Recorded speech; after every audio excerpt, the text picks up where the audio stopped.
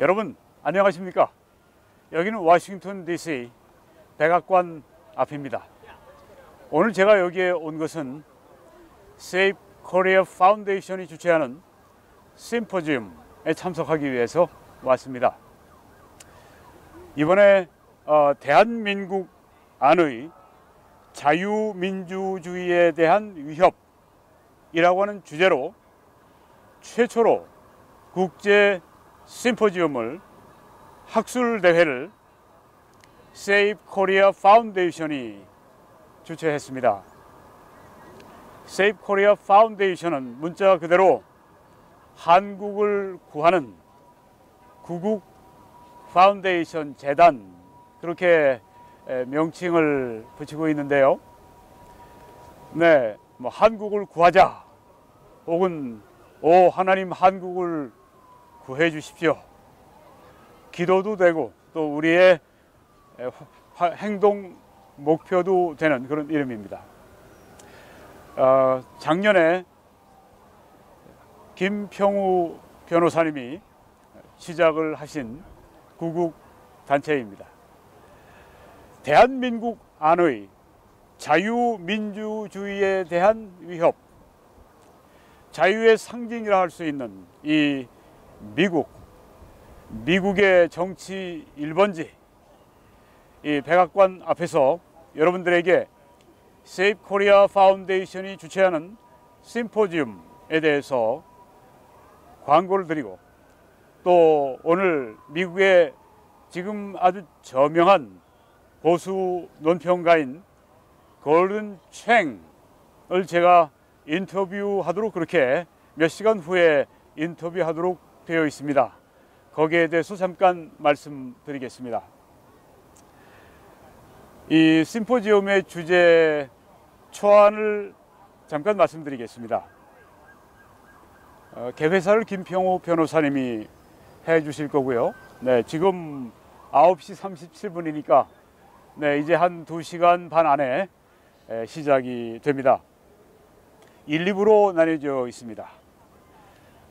저희가 방송을 녹화를 해서 방송을 하게 될 겁니다. 네, 단독 취재, 단독 방송, 저희가 그 일을 맡아서 하면서 여러분들에게 이번 심포지움에서 전해진 모든 내용을 낱낱이 고해드리도록 그렇게 하겠습니다.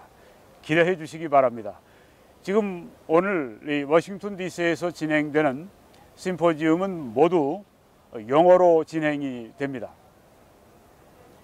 일부는 문재인 하의 분극화, 대립, 거짓 정보, 단속, 이런 주제를 가지고 있습니다. 기조 연설은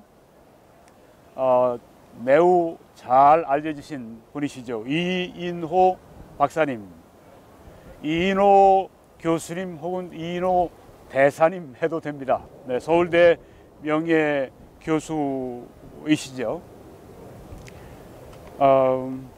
이런 주제로 기조 연설을 해주십니다. 적폐청산과 대중매체의 진실성, 이런 주제로 말씀해 주실 것입니다. 또 발제를 몇 분이 해 주십니다. 먼저 김평우 변호사님이 법치와 사법부라고 하는 주제로 말씀해 주실 것입니다. 오늘날 우리 대한민국 안에 자유민주주의가 어떻게 훼손되고 어떻게 위협을 받고 있는가, 이런 자유가 훼손이 되면 저와 같은 이 설교를 하는 목사들에게 이 선포의 자유, 그리고 일반 그리스도인 성도들에게 신앙의 자유가 그만큼 위해를 당하게 되는 것입니다. 그래서 이 정치적인 자유는 신앙의 자유와 직결되어 있기 때문에 저희 하나님의 말씀을 선포하는 설교자, 목사들이 깊은 관심을 가지고 또 우려를 표하는 것이 마땅합니다. 정교분리요, 여기엔 통하지 않는 내용입니다. 정치적 자유가 제한되면 신앙의 자유가 제한되고 목사가 설교하는 자유가 하나님 말씀을 전하는 자유가 제한되기 때문에 우리는 목숨을 걸고 이 자유를 지켜야 하는 것입니다. 그리고 조평세 박사님 언론 장악 그리고 언론인 수감 이런 주제로 말씀을 해 주시게 될 것입니다. 고대 트루스 포럼의 회장이시죠. 또 데이빗 맥스웰 이러한 분이 이분은 지금 여기 워싱턴의 조지타운 대학의 교수님이시고 또 미군 대령으로 예편하셨습니다. 그리고 특수부대 지휘관을 지내신 분입니다. 군 전문가시죠. 여러 학교에서 공부를 많이 하셨습니다. 이 데이빗 맥스웰이 우리 한국의 지금 상황을 설명하면서 한국의 최전방, 프론트라인, 최전방 방어가 해체되고 있는 그 문제에 대해서 이 미국의 군사 전문가가 말씀을 해 주실 것입니다. 이것이 얼마나 위험한 것인가. 미국 정치인들이나 미국의 군인들이나 상상조차 할 수 없는 그런 위험한 일들이 아주 무책임한 일들이 우리 한국에서 지금 벌어지고 있습니다. 청와대가 주도를 해가지고 지금 그런 일을 하고 있습니다. 우리의 생명을 지켜줘야 될 그런 그 사명을 가진 사람들이 지금 그렇게 국민의 신뢰를 배신하고 있습니다. 그뿐 아니라 성경에 하나님께서 그런 공직자들을 고위직에 있는 분들 특별히 선을 행하는 의무를 지워주셨는데 그리고 그들에게 칼, 무력을 맡기셔서 악을 징벌하도록 그렇게 하나님이 책임을 맡겨 주셨는데 그 하나님이 주신 그 중차대한 사명도 저버리는 그런 경우인 것입니다. 네, 그 다음 2부에서 주제는 이것입니다. 근본적인 인권을 희생하고 평화를 얻어야 한다. 평화를 얻는 건 좋은데 근본적으로 인권을 다 희생해버리고 그 대가로 평화를 얻어서 뭐 하겠습니까? 노예의 평화, 이걸 말하는 것이죠. 여기 기조연설은 그 유명한 미국의 보수 논평가 골든 챙이 하시게 됩니다. 이분은 변호사이시죠. 네, 아주 논리적인 분입니다. 네, 그분 그 인터뷰하는 거 보면은 뭐 이 앵커가 물어보면 척척 박사입니다. 아주 그냥 뭐 제까닥 그냥 아주 논리정연한 그런 그 속이 그냥 시원한 그런 그 말을 해주는 아주 해박한 그런 그 분이신데요. 제가 이분을 오늘 몇 시간 후에 직접 인터뷰합니다. 기대하시기 바랍니다. 또 TV 칼럼니스트고 뭐 요새 아주 유명하죠. 네. 또 여러 책의 저자이시기도 하고 이런 주제로 말씀해 주십니다. 문재인 정부의 친북 입장의 위험. 네, 아주 이 문재인 정부에 대해서 전곡을 꿰뚫는 그런 아주 날카로운 안목을 가지고 있고 또 그렇게 해서 말씀을 해 주실 겁니다. 그리고 그렉 스칼라투 이분은 북한 문제 전문가이고 북한 인권 투사인데 문재인 정권 하의 북한 인권에 대해서 우리들에게 말씀해 주시게 될 겁니다. 북한을 우리 동포를 사랑하는 모든 우리 한 국민들이 꼭 들어야 할 이런 메시지, 네. 우리가 해야 할 일을 미국인들이 이렇게 앞장서서 희생하며 일해주고 있는데 참 감사한 미국인 친구들입니다. 또 한국에 잘 알려진 수전 솔티라고 하는데 숄트라고 그렇게 발음을 하죠. 이분은 북한 인권 투사들을 침묵시킨다, 침묵시킴, 이런 주제로 말씀을 해 주실 것입니다. 이분도 제가 오늘 오후에 인터뷰를 하게 될 것입니다. 그리고 로렌스 팩, LA에 계시면서 또 우리 한인들에게 잘 알려진 한인들의 좋은 친구, 이분은 미국 기반의 친북 그룹들의 로비 활동에 대해서 말씀해 주십니다. 문재인 정부가 어떻게 이 친북 종북주의자들을 돕는가 하는 문제를 이분 변호사이십니다. 아주 날카롭게 지적을 해 주실 것입니다. 이번 우리 세이브 코리아 파운데이션이 주최하는 최초의 국제 학술 대회 심포지움, 이렇게 훌륭한 연사들을 다 함께 모아서 심포지움 하게 되는 것은 대단한 일입니다. 아주 정말 우리 한국의 자유민주주의에 기여하는 바가 굉장히 크고 북한 인권을 개선하는 문제에 큰 역할을 하게 되리라고 생각합니다. 이번 아주 최초의 대회를 하게 되었는데요. 제가 지금 알기로 미주의 8개 도시에서 왔고, 또 저와 같이 우리 밴쿠버의 3분의 대표가 오셨고요. 네, 점점점 더 확대가 돼서 큰 영향을 미치는 그런 단체로 성장해 가기를 간절히 바랍니다. 자, 이 골든 체인과 제가 인터뷰를 할 때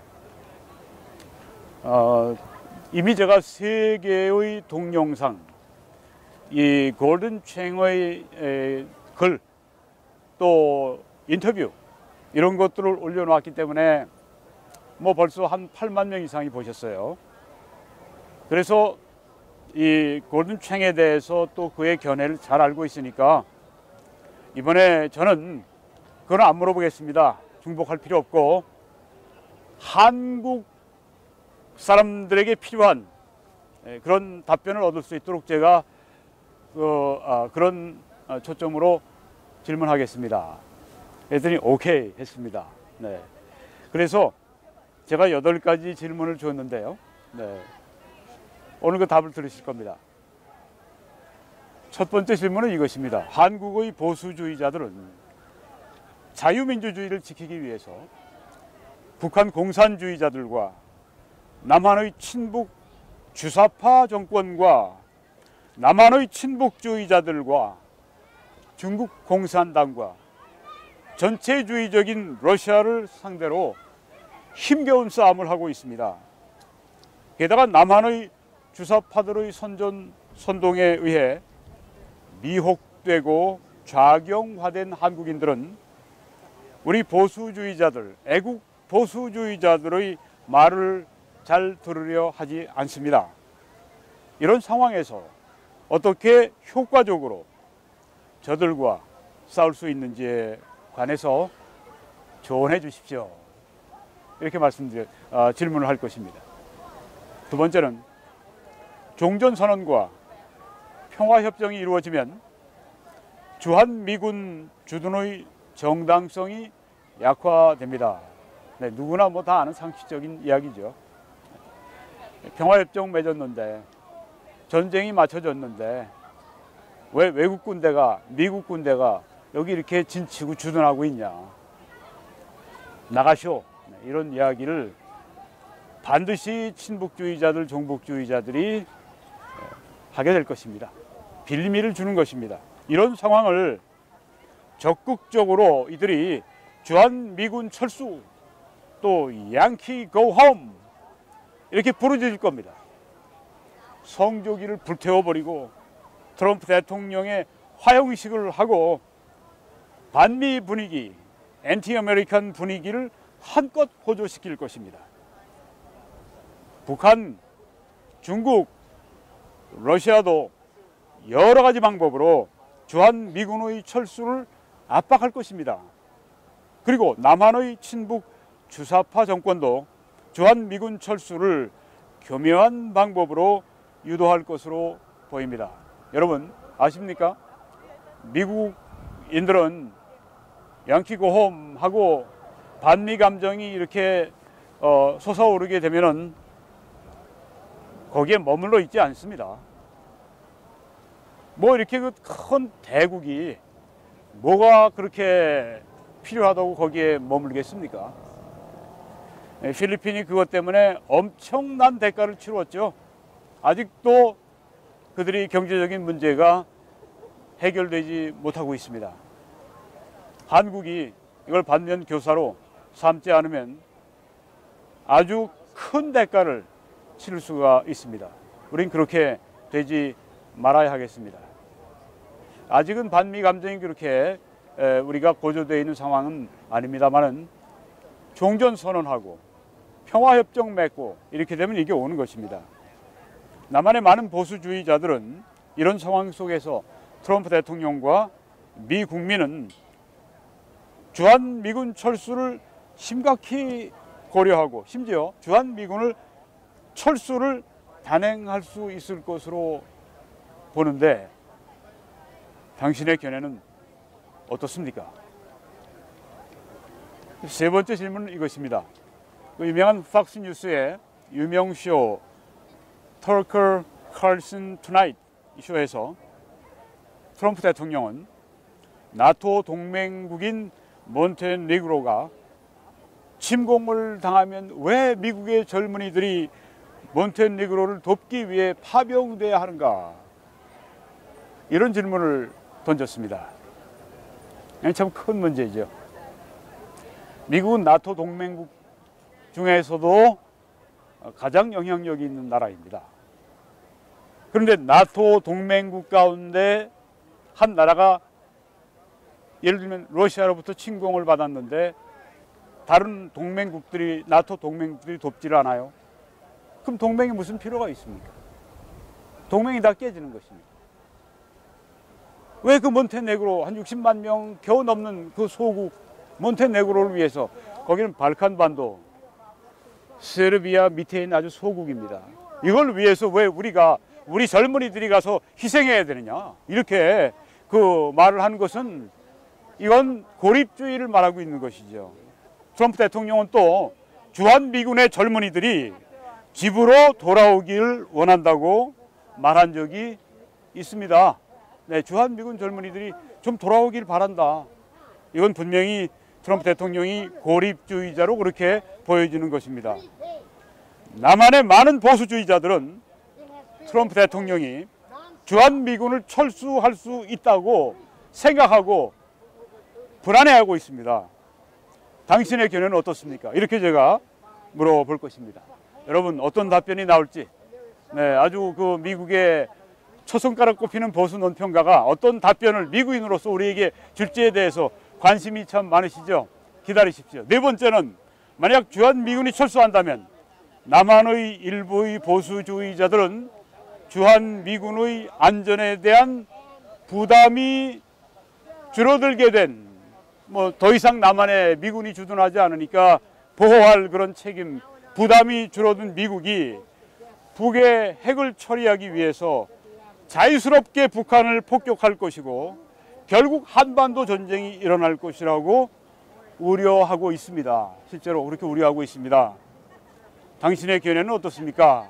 네, 이런 질문이 미국인이 직접 답하기는 좀 껄끄러운 그런 문제이죠. 네, 그런데 이번에 이 골든 채널 한국인 최초로 인터뷰하는데 제가 그런 영광을 누리게 되었습니다. 또 이렇게 섬길 수 있게 된 기회를 감사하게 생각하는데요. 자, 다섯 번째는 이런 질문입니다. 남한의 보수주의자들은 한국이 자유 통일을 이룬 후에도 주한미군이 계속 한국에 주둔해서 동북아의 방어와 안정에 기여해 주기를 기대하고 요청하고 있습니다. 뭐 한국이 주도해서 자유통일이 됐습니다. 한반도가 완전히 이제는 프리 자유존이 됐어요.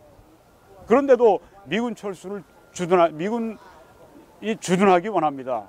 그렇게 생각하는 우리 한국의 보수주의자들이 많죠. 근데 미국 정부가 우리와 같은 생각을 가지고 있을까요? 이런 질문입니다. 여섯 번째는 미국의 유명한 북한 전문가 해리 카지아니스의 말에 의하면은 북한과의 전쟁, 미국이 북한과 전쟁하면 그 대가가 너무 혹독하고, 뭐 핵전쟁을 할 수도 있으니까, 또 지금 제재를 가하고 있는데 이것은 중국과 러시아의 비협조로 효과가 없을 것이기 때문에 결국 미국은 북한을 핵 보유국으로 인정하게 될 것이라고 말합니다. 당신의 견해는 어떻습니까? 예, 대답이 기대가 됩니다. 일곱 번째는 트럼프 행정부와 미국민은 북한의 비핵화의 필요성을 얼마나 심각하게 실제로 느끼고 있습니까? 북한의 핵무기와 생화학 무기의 기술 이전 혹은 판매에 대해 정말 심각한 우려를 하고 있나요? 만약 제재가 통하지 않으면 전쟁, 심지어 핵전쟁을 해서라도 북핵을 폐기할 정도로 우려하고 있습니까?